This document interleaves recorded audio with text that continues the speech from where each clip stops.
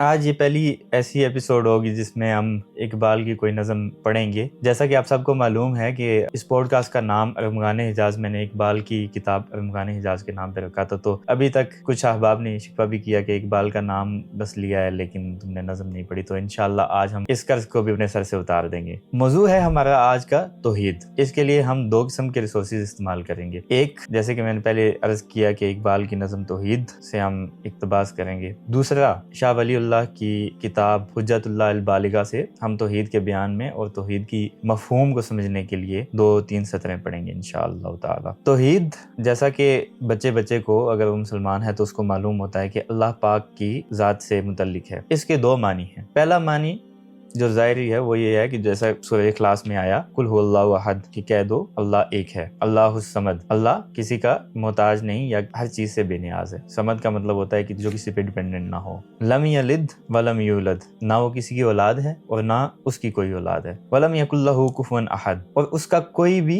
ہمسر نہیں، کوئی بھی برابر نہیں، کوئی بھی شریک نہیں، اس جیسا کوئی بھی نہیں۔ پھر قرآن کریم میں اللہ پاک کے بارے میں کہتا ہے لیس کمثلہ شیء، اس کی جیسی کوئی شے نہیں، کہ جس چیز کا ہم ذہن میں خیال لے کے آتے ہیں کہ ویسا خالق ہو سکتا ہے، ویسا مالک ہو سکتا ہے، وہ اس جیسا نہیں ہے۔ تو ہماری ذہن، ہماری عقل کی وسعت اتنی نہیں ہے کہ ہم خدا کو مکمل طور پہ جان سکیں۔ شاہ ولی اللہ رحمہ اللہ کہتے ہیں کہ عملی تدبیر جو، یعنی اس کو انٹرنلائز کرنا، توحید کے مطلب کو اپنے اوپر لاگو کرنا، یہ بعد میں آتا ہے۔ پہلے ایک علمی تدبیر ہے جس کے ذریعے ہم جانتے ہیں۔ تو جتنا بھی ظاہری معنی ہے یہ سارا ہم نے اللہ پاک کو جانا۔ جب اللہ پاک کو جان لیا تو اب ہم اس کو آگے انٹرنلائز کرنے کے لیے سٹیپس اٹھا سکتے ہیں۔ وہ سٹیپس بھی جو میرے علم ناقص میں ہے، جو مجھے معلوم ہے، وہ آپ کے ساتھ شیئر کروں گا۔ اگر کسی کو اختلاف ہے تو ضرور سامنے رکھے، جس سے میری بھی اصلاح ہو اور انشاءاللہ باقی سننے والوں کی بھی اصلاح ہو، تو اس کو میں خیر مقدم کروں گا اور اس کا کھلے دل سے اعتراف کروں گا انشاءاللہ اگر میں غلط ہوا تو۔ پھر اب آتے ہیں توحید کے باطنی معنی کی طرف، جو کہ انسان کے اندر، انسان کے دل کے اندر جا کے بیٹھ جاتا ہے۔ اس کے اندر ایسا گل مل جاتا ہے کہ اس انسان کی شخصیت میں، اس کے کردار میں، افکار میں، اس کی گفتگو میں توحید نظر آتی ہے۔ یہ توحید ہمیں کچھ نشانیوں کے ذریعے نظر آ جاتی ہے۔ اگر کوئی بندہ توحید کو باطنی طور پہ اپنے اندر انٹرنلائز کر چکا ہے، اس کی شخصیت میں کچھ خاص قسم کی علامات ہوں گی جو ہمیں دیکھنے میں پتہ چل جائیں گی، یا اس کے ساتھ بیٹھنے میں، اس کی مصاحبت میں ہمیں معلوم ہو جائیں گی، اور ہمیں پتہ ہوگا کہ یہ بندہ موحد ہے۔ جیسا کہ میں نے پہلے عرض کیا کہ تھیوری کی حد تک، علمی حد تک سارے مسلمان توحید پہ عمل کرتے ہیں اور رکھتے ہیں۔ اس میں ایک نقطہ یہ سمجھ لینا چاہیے کہ ایک توحید کو اپنے اندر انٹرنلائز کرنے سے انسان کی بہت ساری مشکلات حل ہو جاتی ہیں، اور بہت سی جگہوں پہ اس کو مشکلات سے جب گزرنا پڑے تو اس کے ایمان کو خطرہ نہیں ہوتا، اس کا ایمان سلامت رہتا ہے۔ اور جیسا کہ ہم جانتے ہیں کہ ایمان ہی ایک واحد کسوٹی ہے جس سے ہمیں پتہ چلتا ہے کہ ہم اس دنیا میں کامیاب ہوئے یا ناکام گئے۔ مثال کے طور پہ ایک انسان نے دنیا بھر کی دولت سمیٹ لی، جس کے لیے قرآن نے قارون کی مثال یا ایگزامپل یوز کی ہے، ٹھیک ہے، اس کے پاس بہت زیادہ مال تھا، لیکن چونکہ وہ ایمان پہ نہیں مرا تو اس کا انجام جو ہوگا وہ یقیناً بد ہوگا، اور اس کو عبرت کے نشان کے طور پہ اللہ نے استعمال کیا۔ پھر فرعون کی مثال مختلف موقعوں پہ اللہ کریم نے بار بار دی۔ فرعون ایک خاص فکر کا نام ہے۔ یہ خاص فکر ایسی ہے جو اللہ سے ٹکر لینے پہ انسان کو آمادہ کرتی ہے، تکبر پہ آمادہ کرتی ہے، اور اس کو ایسا لگتا ہے کہ اس کے پاس اتنی طاقت آ گئی ہے کہ وہ خالق کائنات سے ٹکر لے سکتا ہے۔ تو یہاں پہ بنیادی مسئلہ توحید کا ہے۔ اگر وہ لوگ جو فرعون اور قارون کے نقش قدم پہ چلتے ہوئے اپنا ایمان خراب کرتے ہیں، اپنی زندگی میں غلط کام کرتے ہیں، غلط کاریوں میں مبتلا رہتے ہیں، تو ان کو توحید کے معاملے میں زیادہ احتیاط سے کام لینا چاہیے، تو انشاءاللہ ان پہ اللہ کا کرم ہوگا اور وہ بہتری کی طرف آ جائیں گے۔ اب ان علامات کو دیکھتے ہیں جن سے ہمیں پتہ چل جائے گا کہ ایک آدمی صاحب توحید ہے یا وہ شرک میں مبتلا ہے، اور یہ خوبیاں، یہ انعامات ہمارے اندر توحید سے کیسے آ سکتے ہیں یہ بھی ہم بعد میں ڈسکس کریں گے۔ توحید انسان کو بے خوف بنا دیتی ہے ساری دنیا کے سامنے۔ اسے دنیا میں کسی طاقت، کسی انسان، کسی حکومت کا ڈر نہیں ہوتا، اور یہ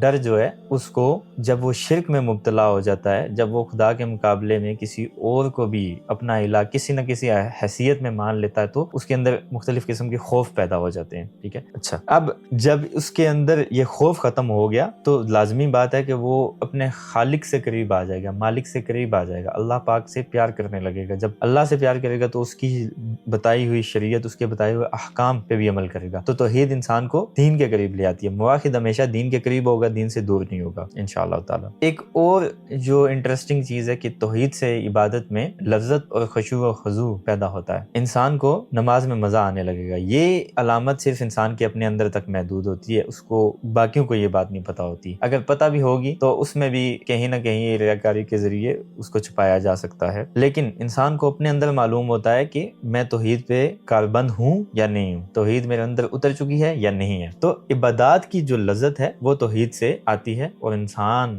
دین کے زیادہ زیادہ قریب ہو جاتا ہے. چوتھی نشانی یہ ہے کہ دنیا کی حب یا دنیا کی محبت دل سے ختم ہو جاتی ہے. اس کا یہ مطلب نہیں ہے کہ دنیا سے کنارہ کر لینا چاہیے یا جنگلوں میں چلے جانا چاہیے. اس کا مطلب یہ ہے کہ انسان اسباب کو استعمال کرتا ہے، دنیا سے اتنا فائدہ لیتا ہے جتنی اس کی ضروریات ہیں اور جو اس کو لازمی طور پہ چاہیے. دنیا میں رہتے ہوئے اسباب کا استعمال کرنا دنیا سے پیار کرنے کے برابر نہیں ہے. لیکن اگر ایک بندہ دنیا کا ہی مال و متاع اور اسباب اکٹھے کرنے میں لگ جائے اور اس کو آخرت بھول جائے تو یہ دنیا کی حب ہوتی ہے. توحید سے یہ چیز انسان کے اندر سے ختم ہو جاتی ہے. اور جب یہ مرحلہ طے ہو جاتا ہے تو اس کے بعد اگلا مرحلہ یہ ہے کہ آخرت کی چاہت، اللہ پاک سے ملنے کی تمنا اور قیامت کے دن نبی صلی اللہ علیہ وسلم کے ہاتھ سے حوض کوثر کے جام پینے کا جو لگن اور جو جذبہ ہے وہ اس کے اندر اجاگر ہو جاتا ہے اور وہ انسان پیکر توحید بن جاتا ہے. پانچویں چیز، انسان کے اندر نا امیدی ختم ہو جاتی ہے. اللہ پاک قرآن کریم فرماتے ہیں لا تقنطوا من رحمت اللہ، اللہ کی رحمت سے کبھی بھی مایوس مت ہونا، کبھی بھی نا امید مت ہونا. تو جو بندہ توحید پہ عمل کرتا ہے، جس کے اندر توحید رگ رگ میں اور روح میں اتر جاتی ہے، تو اس کے اندر سے نا امیدی ختم ہو جاتی ہے. وہ مشکل سے مشکل حالات میں بھی، نامساعد حالات میں وہ یہی سمجھتا ہے کہ اللہ پاک نے اسی کے اندر میرے لیے بہتری رکھی ہوگی، لہٰذا وہ خوش رہتا ہے، مطمئن رہتا ہے اور اپنے رب کے دیے ہوئے انعامات پہ اور اس کی ایون دی ہوئی اس مشکلات پہ بھی شکر کرتا ہے. اچھا، اس کا ایک افیکٹ ہوتا ہے، کاز تو ہم نے پیچھے بیان کر دی کہ توحید ہے، لیکن اس کا ایک افیکٹ جو لاسٹ ہوتا ہے وہ یہ ہے کہ انسان گناہوں اور علتوں سے بچ جاتا ہے. جب بھی کوئی گناہ کرنے لگے گا اس کے ذہن میں آئے گا خدا دیکھ رہا ہے، تو اللہ کا خوف یعنی تقویٰ اس کے اندر پیدا ہو جاتا ہے. جب یہ پیدا ہو جائے گا تو اس کا مطلب ہے کہ توحید اس کے اندر قائم ہو چکی ہے، انسان کی ذات کے اندر بس چکی ہے. اس کا یہ مطلب نہیں ہے کہ انسان کبھی گناہ کرے گا ہی نہیں، مطلب چھوٹا سا گناہ کیا تو اس کا مطلب ہے کہ توحید جو ہے وہ ختم ہوگی اس کی. نہیں، جب کوئی وہ گناہ کر لے گا تو اس کے بعد وہ استغفار کرے گا، وہ گناہوں سے معافی مانگے گا، اپنے کیے پہ شرمندہ ہوگا. ٹھیک ہے، وقتی شیطان نے اسے گمراہ کر دیا لیکن پھر دوبارہ سے وہ صراط مستقیم پہ آ جائے گا انشاءاللہ تعالی. لیکن بہت سے گناہ ایسے ہوں گے جہاں پہ توحید پہ عمل اور توحید پہ ایمان اس کو بچا لے گا، گناہ سے بچا لے گا. مثلا ناپ تول میں کمی، جب اس کو لگے گا کہ میں کسی انسان کو دھوکہ دے رہا ہوں تو وہ سوچے گا خدا تعالیٰ کی طرف، تو وہاں پہ وہ رک جائے گا. ایسی بہت سی مثالیں ہو رہے ہیں. جیسے کہ سورہ یوسف میں یوسف علیہ السلام کے بارے میں آتا ہے کہ اللہ پاک فرماتے ہیں، مفہوم بتا رہا ہوں، کہ اگر یوسف پہ اللہ کی رحمت نہ ہوتی تو وہ لازمی گناہ میں مبتلا ہو جاتا. تو وہ توحید کا ہی شاخسانہ تھا، توحید کی ہی برکت تھی وہ رحمت جو تھی کہ اللہ کا ڈر یوسف علیہ السلام کے دل میں اجاگر ہو گیا، وہ گناہ سے بچ گئے. اچھا، اب ہم آتے ہیں توحید کو انٹرنلائز کرنے کے طریقے کی طرف. اس سے پہلے ہم ایک اور چیز ضمنی ڈسکس کر لیتے ہیں. جیسے کہ میں نے شروع میں بیان کیا کہ ہم شاہ ولی اللہ رحمہ اللہ محدث دہلوی کے جو زندگی کا سب سے بہترین کام ہے، میگنس کارپس اس کو بولتے ہیں، حجت اللہ البالغہ، دا گریٹسٹ سائن آف اللہ، اس میں وہ لکھتے ہیں کہ توحید کا عقیدہ تمام نیکیوں کی بنیاد ہے. ٹھیک ہے، پھر اس پہ آگے وہ لمبی بحث کرتے ہیں، انہوں نے باب باندھے ہوئے ہیں، لیکن میں وہاں پہ اس کا صرف مفہوم لوں گا جو انہوں نے توحید کی 4 مفہوم بیان کیے ہیں. یہ 4 مفہوم قسم تو نہیں اس کو کہہ سکتے، لیکن یہ 4 سٹیپس کہہ سکتے ہیں اس کو جو انہوں نے بیان کیے. سب سے پہلا تو یہ ہے کہ اللہ کو واجب الوجود مانا جائے. واجب الوجود کی مثال یہ ہے کہ اگر ہم اس کو انگریزی میں ترجمہ کریں تو بولیں گے نیسیسری بینگ. نیسیسری بینگ ہونے کا مطلب یہ ہے ساری کائنات میں جتنے بھی اور نفوس ہیں، جتنی بھی چیزیں ہیں، وہ سب کی سب ڈیپینڈنٹ ہیں اللہ پہ، لیکن اللہ مکمل طور پہ انڈیپینڈنٹ ہے، صمد ہے. یہ ایک سادہ سا معنی سمجھ لیں. باقی آگے فلسفے کی بحثیں ہیں، علم الکلام کی بحثیں ہیں، تو میرا نہیں خیال کہ ایک عام انسان کو اس سے کوئی زیادہ فائدہ ہے. لیکن یہ بات سمجھنی چاہیے کہ واجب الوجود اللہ کو ہی سمجھا جائے. یہ پہلی توحید کا پہلا مفہوم یا توحید کا پہلا سٹیپ جو بہت ہی لازمی ہے. اور اس واجب الوجود ہونے کا اطلاق کسی بھی دوسری چیز یا انسان یا شخص پہ نہیں ہو سکتا، صرف اللہ پاک. دوسرا مفہوم یہ لکھتے ہیں کہ انسان کو یہ عقیدہ رکھنا چاہیے کہ عرش و کرسی، زمین و آسمان، کائنات میں جتنی بھی چیزیں ہیں ان سب کا خالق صرف اور صرف اللہ پاک ہے، اس کے علاوہ اس کا کوئی خالق نہیں ہے۔ اب یہاں پہ ایک سوال پیدا ہو سکتا ہے کہ جو یہاں پہ کاریں بنی ہوئی ہیں، سڑکیں بنی ہوئی ہیں، گھر بنے ہوئے، تو ان کا خالق تو اللہ پاک نہیں ہے۔ تو اس کا جواب یہ ہے کہ جن اسباب کو استعمال کرتے ہوئے انسان نے یہ چیزیں تخلیق کی ہیں، اس سب کا خالق اللہ کی ذات ہے۔ جیسے کرسی بنانے کے لیے لکڑی استعمال ہوتی ہے، اب لکڑی درخت سے آتی ہے، درخت کا خالق اللہ پاک ہے۔ تو الٹیمیٹلی انسان جو بھی تخلیق کرے گا اس کا کریڈٹ اللہ پاک کی ذات کو ہی جائے گا۔ اکثر ہمارے ملحدین یہ اعتراض کرتے ہیں کہ جی اللہ پہ یقین کرنے والے وہ اس لیے پیچھے ہیں کہ کفار نے جو میزائل بنا دیے ہیں، ٹینک بنا لی، توپیں بنا لی، ابدوزیں بنا لی۔ تو یہاں پہ اس کا جواب اسی طرح دیا جا سکتا ہے کہ انہوں نے جو وسائل استعمال کیے وہ اللہ پاک کے ہی پیدا کرتا تھے، تخلیق کرتا تھے، تو اس لیے وہ اللہ کی تخلیق سے باہر نہیں جا سکتے۔ اللہ کی تخلیق سے باہر کیسے جائیں گے کہ دنیا سے باہر جائیں گے تو اسپیس آ جائے گی، اسپیس بھی اللہ کی تخلیق ہے، اسپیس سے باہر جائیں گے دوسری گلیکسی میں چلے جائیں گے، وہ بھی اللہ کی تخلیق ہے۔ تو اللہ کی تخلیق سے بچ کر انسان کہیں نہیں جا سکتا۔ ایسا ہی ایک نقطہ قرآن کریم میں بھی آیا، انشاءاللہ مستقبل میں کسی موقع پہ وہ بھی بیان کر دیں گے۔ اچھا، تیسری قسم شاہ ولی اللہ رحمہ اللہ نے جو بیان کی، قسم نہیں بلکہ مفہوم جو بیان کیا، وہ یہ ہے کہ تمام کائنات میں جتنی بھی چیزیں ہوتی ہیں اس پہ تصرف صرف اللہ ہی کا مانا جائے۔ تصرف کا مطلب یہ ہے کہ ملکیت، ٹھیک ہے، اس پہ ملکیت اللہ ہی کی ہے۔ جو بھی کام ہوگا، ٹھیک ہے، اچھا ہے یا برا ہے، لیکن اللہ کی اجازت سے ہوگا، اللہ کی اذن سے ہوگا۔ اب یہ سوال پیدا ہو سکتا ہے ذہن میں کہ جب انسان گناہ کرتا ہے تو اللہ کو وہ کیسے پسند ہے؟ تو اللہ کو پسند نہیں ہے، لیکن اللہ نے ایک ٹائم کے لیے اجازت دے دی انسان کو، ٹھیک ہے، جب تک قیامت ہے کھلی چھوٹ ہے، تم جو کرنا ہے کرو، اس کے بعد تمہارا حساب ہوگا۔ تو یہ فری ول، یہ چھوٹ ہونا، چھوٹ دینا، یہ اس بات کی نشاندہی کرتا ہے کہ تصرف صرف اللہ ہی کا ہے، ٹھیک ہے، چاہے اس کو پسند نہیں ہے، لیکن انسان کے اعمال پہ تصرف اللہ ہی کا ہے، ملکیت اسی کی، وہ چاہے تو سب کچھ ختم کر سکتا ہے، ملیا میٹ کر سکتا ہے ایک سیکنڈ میں، ٹھیک ہے، ایک سیکنڈ سے بھی کم ٹائم میں۔ چوتھا جو مفہوم بیان کیا وہ تیسرے سے ہی ملتا جلتا ہے، اور وہ یہ ہے کہ سوائے اللہ کے کسی کو عبادت کا لائق نہ سمجھا جائے۔ اب عبادت کی بہت ساری قسمیں ہیں۔ عبادت جو عربی میں لفظ استعمال ہوتا ہے، یہ اس کو غلامی کہتے ہیں، بندگی کہتے ہیں۔ اللہ کے سوا کسی کو بندگی کا مستحق نہ مانا جائے، یہ بات بڑی نقطے کی ہے، اس پہ کتابیں لکھی گئی ہیں۔ شرک کی جو معمولی قسمیں ہیں وہ یہ ہے کہ انسان اللہ کو تو مانے، ٹھیک ہے، لیکن ساتھ حاکم وقت کے پہ بھی اس کی بھی عبادت کرنا شروع کر دے، اس طرح کہ وہ اللہ کے حکم کے خلاف حکم دے اور وہ مان لے، تو بحث ایک اور طرف نکل جائے گی۔ لہٰذا اس کو اسی تک رکھتے ہیں کہ عبادت کے لیے اللہ کے سوا کسی کے آگے سر نہ جھکایا جائے، کوئی بھی بڑی سے بڑی شخصیت، بڑی سے بڑی ہستی عبادت کے لائق نہیں۔ تو یہ شاہ ولی اللہ محدث دہلوی رحمہ اللہ نے 4 مفہوم بیان کیے توحید کے۔ اس کے بعد ہم آگے چلتے ہیں، جو ہم پہلے بات کر رہے تھے کہ توحید کو انٹرنلائز کرنے کا طریقہ کیا ہے۔ اب زبان سے تو ہم نے اقرار کر لیا کہ اللہ ایک ہے، ہم سورہ اخلاص بھی پڑھ لی، اس پہ ایمان بھی لے آئے، ٹھیک ہے، لیکن اب اس کو انٹرنلائز کیسے کرنا ہے جس سے وہ علامات پیدا ہوں جو ہم نے پہلے بیان کی۔ تو اس کے لیے کچھ تجاویز ہیں، سفارشات ہیں، اگر آپ عمل کرتے ہیں تو انشاءاللہ مجھے بھی ثواب ملے گا، آپ کو بھی ملے گا اس کا۔ اگر سمجھتے ہیں کہ میں کہیں پہ غلط ہوں تو میری تصحیح کر دیجیے، احباب علم سے گزارش ہے۔ سب سے پہلا اللہ پاک کا ذکر کرنا، نماز تو پڑھنی ہے 5 ٹائم، یہ میں وہ چیزیں بتا رہا ہوں جو ایکسٹرا انسان کر سکتا ہے۔ اللہ پاک کا ذکر کرنا، اس کو بار بار یاد کرنا، سبحان اللہ پڑھنا، لا الہ الا اللہ پڑھنا، اس طرح کے ذکر اذکار کرنا، اس سے انشاءاللہ انسان کے اندر توحید انٹرنلائز ہو جاتی ہے۔ پھر اس کے بعد رسول اللہ صلی اللہ علیہ وآلہ وسلم پہ صلاۃ والسلام بھیجنا، یہ بڑا امپورٹنٹ ہے۔ کچھ لوگ یہ سمجھتے ہیں کہ زیادہ درود شریف پڑھنے سے، درود السلام پڑھنے سے توحید میں کمی آ جائے گی اور انسان جو ہے وہ رسول اللہ کی معاذ اللہ عبادت کرنا شروع کرے۔ ایسا نہیں ہے، ہمیں توحید کے معنی سے ہی کس سے پتہ چلے؟ رسول اللہ صلی اللہ علیہ وآلہ وسلم سے۔ دین ہمیں کس سے ملا؟ ان سے ملا۔ تو جب اللہ پاک خود کہتا ہے کہ ایمان والو تم ان پہ درود بھیجو، درود السلام بھیجو، تو ہم کون ہوتے ہیں کہ یہ کہیں کہ یہ شرک ہے؟ یہ تو اللہ پاک کی خاص انعامات میں سے ایک ہے کہ وہ اللہ نے ہمیں اپنے حبیب پہ وہ چیز اس کو گفٹ کرنے کا بولا جو وہ خود کرتا ہے، ٹھیک ہے، وہ رحمت نبی صلی اللہ علیہ وسلم پہ برساتا ہے، ٹھیک ہے، اور ہم درود جب بھیجتے ہیں تو درود السلام فرشتے لے کے نبی صلی اللہ علیہ وسلم کی بارگاہ میں پیش کرتے ہیں اور اللہ اس کو قبول فرماتا ہے۔ تو یہ عبادت ہے، شرک نہیں ہے۔ تیسری چیز کہ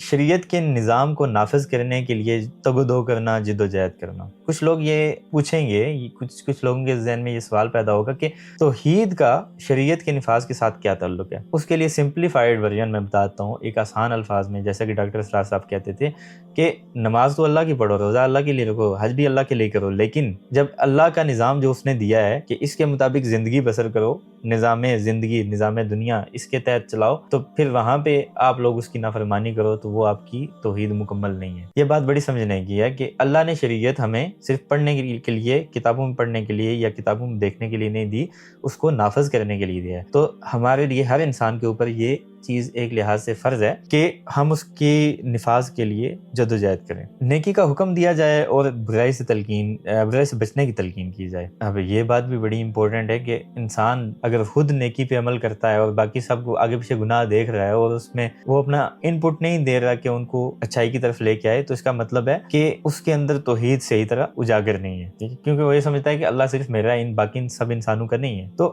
اس کو یہ چاہیے کہ وہ نیکی کا حکم دے، لوگوں کو کم سے کم اپنے گھر والوں کو اور اپنے ارد گرد جو سے لوگ جڑے ہیں ان کو دین کی طرف لے کے آئے، اور جو اس سے جو گناہ کرنا چاہتے ہیں یا گناہ کی طرف مائل ہیں ان کو گناہوں سے روکنے کی کوشش کرے جتنا اس سے ہو سکتا ہے۔ پھر ایک اور بڑی امپورٹنٹ چیز ہے کہ توحید اکیلے ایسے رہ کے نہیں ہو سکتی۔ اگر آپ گناہ گاروں کے درمیان میں، غلط لوگوں کے درمیان میں ہیں تو یقیناً ان کا اثر آپ پہ آئے گا۔ مصاحبت جو دوستی ہوتی ہے، اچھی صحبت، یہ بڑا اثر ڈالتی ہے۔ آپ بری صحبت میں ہوں گے تو ان کا رنگ آپ پہ بھی چڑھے گا۔ مثال کے طور پہ ایک ایسی دوستی ہے آپ کی، ایک ایسی سنگت ہے جس میں آپ کے 4-5 دوست ہیں، آپ ڈیلی ان کے ساتھ بیٹھتے ہیں اور وہ گالیاں دیتے ہیں، ٹھیک ہے؟ ایک ٹائم آئے گا کہ آپ کے منہ سے ایسی گالیاں شروع ہو جائیں گی، ایسی مغلظات اگلنا شروع ہو جائیں گے آپ، جو آپ نہیں چاہتے۔ صحیح ہو گیا؟ اب اسی طرح آپ اچھے لوگوں کے ساتھ بیٹھیں گے جو اللہ کا ذکر کرتے ہیں، رسول اللہ صلی اللہ علیہ وسلم پہ صلاۃ والسلام بھیجتے ہیں، تو آپ پہ بھی یہ چیز لازمی آ جائے گی، آپ پہ ان کا اثر، ان کا رنگ لازمی چڑھے گا انشاءاللہ۔ تو ایسے لوگ جو ہوتے ہیں وہ اللہ والے ہوتے ہیں، ٹھیک ہے، جن کو اولیاء اللہ ہم کہہ سکتے ہیں، لیکن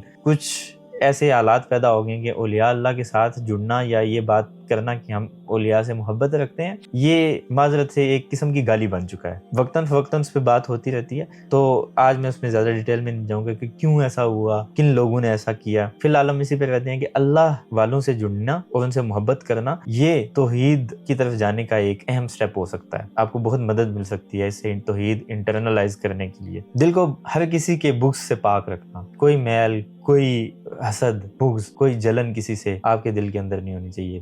رات کو سوتے ہوئے سب کو معاف کر کے سوئیں۔ اگر کوئی آپ سے زیادتی بھی کر جاتا ہے، آپ کا کوئی حق مار لیتا ہے، تو اگر ہو سکتا ہے تو اس کو معاف کر دیں، ٹھیک ہے؟ اس کا یہ مطلب نہیں کہ آپ کسی کے ظلم کو برداشت کریں، نہیں، ظلم نہیں برداشت کرنا، لیکن اگر مثال کے طور پہ آپ کے رشتہ داروں میں سے فرض کیا آپ کے چچا نے آپ کو برا بلا بول دیا، ٹھیک ہے، ہلکی سی کوئی گالی دے دی، تو آپ ان کو اللہ کے لیے معاف کر دیں۔ یہ آپ اس لیے کر رہے ہیں کہ اللہ پاک کی توحید، اس کا ڈر، اس سے محبت آپ کے اندر ہے۔ آپ کو پتہ ہے کہ دنیا کی سب چیزیں یہی ہیں، یہ ساری مخاصمتیں، جتنے بھی جھگڑے، لڑائیاں ہیں، یہ سب دنیا کے اندر رہ جائیں گی، آگے کچھ نہیں جائے گا۔ پھر 7واں پوائنٹ جو ہے وہ 5ویں پوائنٹ سے ریلیٹڈ ہے، جس میں ہم نے کہا کہ شریعت کی نفاذ کے لیے جدوجہد کرنا، اس کے علاوہ اقامت دین کے لیے جدوجہد کرنا بھی بہت لازمی سٹیپ ہے اگر آپ توحید کو اپنے اندر اجاگر کرنا چاہتے ہیں، بسانا چاہتے ہیں۔ اقامت دین سے مراد نماز قائم کرنا، روزے رکھنا، اگر کوئی بندہ اس سے دور جا رہا ہے تو اس کو واپس اس کی طرف لے کے آنا، یہ سارے جتنے سٹیپ کیے ہیں یہ سب کہیں نہ کہیں اقامت دین کا حصہ بن سکتے ہیں یا بن جاتے ہیں۔ تو اب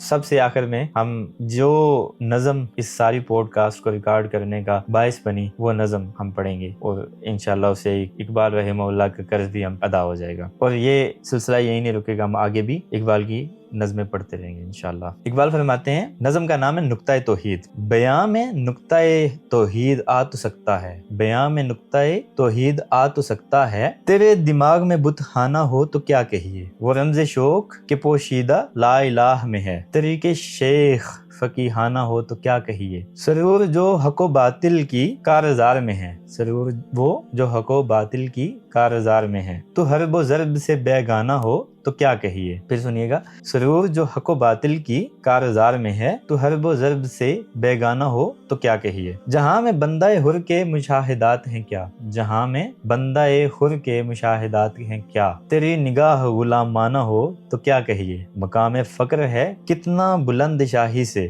مقام فقر ہے کتنا بلند شاہی سے، روش کسی کی گدایانہ ہو تو کیا کہیے۔ اس کی اگر آپ تشریح میں جائیں گے تو جتنی باتیں خاکسار نے اوپر عرض کی ہیں وہ سب کہیں نہ کہیں آپ کو دکھ جائیں گی اس میں پنہاں۔ ضرب کلیم کی یہ نظم ہے، اس میں جو ایک شعر مجھے سب سے زیادہ متاثر کیا جس نے، وہ یہ ہے کہ جہاں میں بندہ حر کے مشاہدات ہیں کیا، مطلب دنیا میں انسان جو آزاد ہے، قلب و نظر سے، دل سے آزاد ہے، جو توحید پہ ایمان رکھتا ہے، وہ دنیا کو کیسے دیکھتا ہے، اس کے مشاہدات کیسے ہیں، یہ جب تمہاری نظر غلامانہ ہوگی تو تم نہیں کہہ سکتے، تم نہیں جان سکتے، تم وہاں تک پہنچ نہیں سکتے۔ یہ نقطہ بڑا دلگداز اور سمجھنے والا ہے۔ اگر توحید کے معنی ہمیں سمجھ آ جائیں، جو میں دعا کروں گا کہ اللہ پاک ہم سب کو یہ معنی سمجھنے اور اس کو انٹرنلائز کرنے کے توفیق عطا فرمائے، اگر یہ ہو جاتے ہیں تو آپ کو پھر پتہ چلے گا کہ دنیا میں بندہ آزاد، بندہ حر کیسے رہتا ہے۔ اجازت دیجیے گا، ویڈیو کو زیادہ سے زیادہ دیکھیں، شیئر کریں، لائک کریں اور کمنٹس کریں۔ اگلے ہفتے پھر کسی مثبت پیغام کے ساتھ حاضر ہوں گا۔ دعا میں یاد رکھیے گا۔ السلام علیکم ورحمۃ اللہ وبرکاتہ۔